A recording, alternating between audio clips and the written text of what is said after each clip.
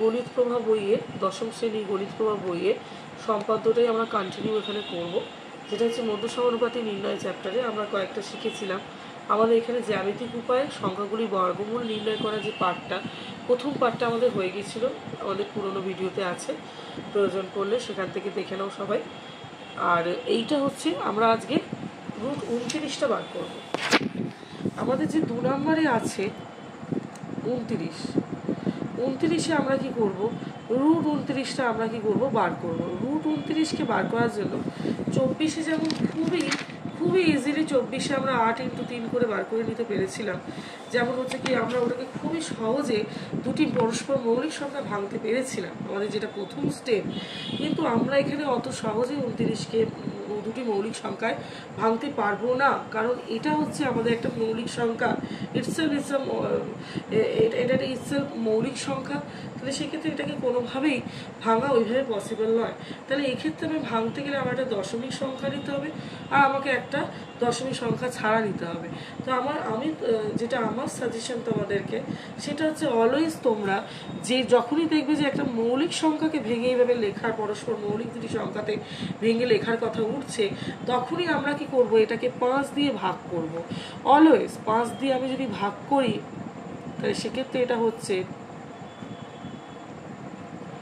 দশমিক দিয়ে 0, 50 হচ্ছে তোমার 0, 40। তাহলে সেক্ষেত্রে হয়ে গেল হচ্ছে আমাদের 5.8। অর্থাৎ আমরা এইটিকে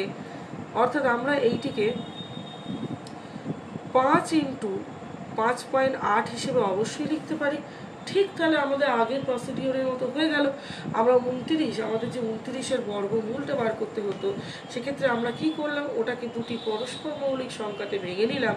কিভাবে ভাঙলাম, যখন আমাদের কাছে মৌলিক সংখ্যার রুটের মধ্যে চলে আসবে, তখন আমরা কি করে সেটাকে ভাঙবো, আমরা সেটাকে 5 দিয়ে ভাগ করে নেবো। ম্যাক্সিমাম ক্ষেত্রেই 5 দিয়ে, যদি কিছু ক্ষেত্রে 5 দিয়ে করতে প্রবলেম হয় 2 দিয়েও করা যেতে পারে, কিন্তু 5 দিয়ে করাটা অনেক বেশি, আমার মনে হয় অনেক বেশি সহজ পদ্ধতি হবে। তাহলে সেক্ষেত্রে 5 আর 5.8 হলো আমাদের প্রসেস ওয়াইজ। আমাদের স্টেপ 1 হচ্ছে এই দুটো মানকে আমাদের এখানে এঁকে নেওয়া, এই দুটো সরলরেখাকে এঁকে নেওয়া। তাহলে সেক্ষেত্রে আমরা 5.8 আর 5.8টা আর 5টাকে এঁকে নেব। 5.8 আর 5 সেমিটাকে আমি এঁকে নিলাম এখানে, আর এটা হচ্ছে 5.8 সেমি। নিয়ম অনুযায়ী আমাদেরকে প্রথমে কি করতে হবে, একটি বড় সরলরেখা এখানে টেনে নিতে হবে, ঠিক আছে। তারপরে আমরা কি করব, এখান থেকে একে একে এই মানগুলো এখান থেকে নেবো, এই সরলরেখার মানগুলো কম্পাসের সাহায্যে আমরা কি করব, সেখান থেকে এখানে হুবহু আমরা মান কেটে নেব। এখানে কাটলাম, তারপরে আবার কি হচ্ছে, তারপরে আমরা 5 সেমিটাও এখান থেকে বার করে এখান থেকে আমরা নিয়ে এখানে কেটে নেব বসিয়ে। তাহলে সেক্ষেত্রে আমরা পুরো জিনিসটা পেয়ে গেলাম। পরের স্টেপটা আমরা প্রত্যেকে জানি, পরের স্টেপটা হচ্ছে এবার সমদ্বিখণ্ডিত করা। সমদ্বিখণ্ডিত কীভাবে করা হবে সেটা আমরা নিশ্চয়ই এতদিনে বুঝতে পেরে গেছি। এবার তবু আমি একবার বলে দিচ্ছি, পুরো পরিমাপে হাফের বেশি নিয়ে এটা এন্ডিং পয়েন্টে বসিয়ে এখানে আমাদের কি করতে হবে, একটা বৃত্তচাপ টানতে হবে, এই পাশে বসিয়েও বৃত্তচাপ টানতে হবে, দুটো বৃত্তচাপ যেখানে ছেদ করবে সেই দুটি বিন্দুকে আমরা কি করব, জুড়ে দেব। তাহলে আমরা কি পেয়ে যাব, মধ্যবিন্দু পেয়ে যাব, অর্থাৎ সমদ্বিখণ্ডিত আমরা এটাকে করে ফেলতে পারবো। তারপরে আমাদের কি করতে হবে, তারপরে আমরা অ্যাজ পার আওয়ার নিয়ম আমরা এটা কি করব, আমরা নামগুলো তো দেবই, তারপরে আমরা কি করব, এখানে এই হচ্ছে আমাদের কেন্দ্র, এই কেন্দ্রতে বসিয়ে আমরা যে কোনো একদিকের মান নিয়ে আর এক দিকটা জুড়বো। এই যে আমাদের প্রপার ওয়েতে এসে গেল, তার মানে হচ্ছে কি তোমার, আমি কেন্দ্রটার নাম ও দিচ্ছি, তার মানে হচ্ছে কি আমাদের আঁকা ঠিক আছে।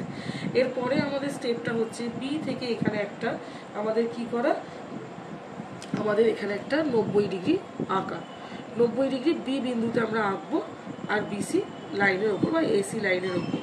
এখানে প্রথমে আমরা বৃত্তচাপ আঁকবো, সেটা চেঞ্জ না করে এখানে বসিয়ে আবার কাটবো, আবার কি করব, এখানে বসিয়ে কাটবো, কাটার পর এখানে একবার কাটবো, এটা চেঞ্জ না করে, আর একবার এখানে কাটবো।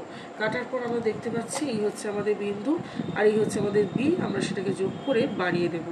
যোগ করে বাড়ানোর পর যে বিন্দুতে এখানে গিয়ে ছেদ করলো বৃত্তচাপটাকে, সেই বিন্দুটাকে আমাদের কি করতে হবে, ওখান থেকে এর পরিমাপটাকে আমাদেরকে মেজার করে নিতে হবে, ঠিক আছে। যেটা আসছে ওটাই হচ্ছে আমাদের মান। অর্থাৎ আমার এখানে আসছে 5.8 একদম 5.4 আসছে। তো আমাদের এখানে যে এই যে বিডির যে মানটা সেটাই হচ্ছে এর মান, এর বর্গমূলের মান, অর্থাৎ √29-এর মানটা আমাদের চলে আসছে হচ্ছে অ্যাপ্রক্সিমেটলি 5.4, যেটা পাশে আমরা লিখে দেবো প্রায় 5.4। এখানে আমরা পেয়ে যাচ্ছি হচ্ছে এর মানটা, √29-এর মান, মানে বর্গমূল 29-এর বর্গমূল আমরা যেটা পেলাম সেটা হচ্ছে 5.4 প্রায়।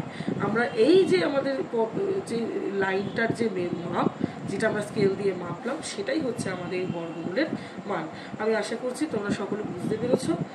প্র্যাকটিস করো, প্রবলেম হলে কমেন্টে অবশ্যই জানাও।